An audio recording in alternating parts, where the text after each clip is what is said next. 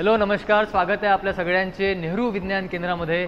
आणि आज आपण उभे आहे हे एव्हिएशन आणि स्पेस दालनामध्ये।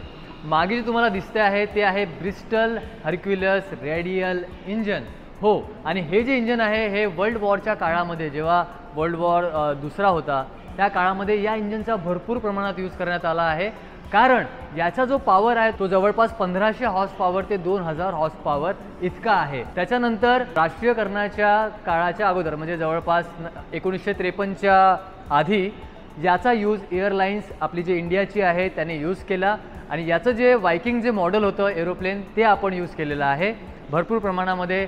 आणि जवळपास 57,400 इंजन्स आतापर्यंत हे बनलेले आहे। तर तुम्ही समजू शकता की हे किती महत्त्वाचं आणि किती पॉवरफुल इंजन आहे। अशाच प्रकारे खूप साऱ्या गोष्टींना समजण्यासाठी, अशाच प्रकारे खूप साऱ्या गोष्टींना माहीत करून घेण्यासाठी या जुळा आमच्यासोबत नेहरू विज्ञान केंद्रामध्ये। खूप खूप आभार, धन्यवाद।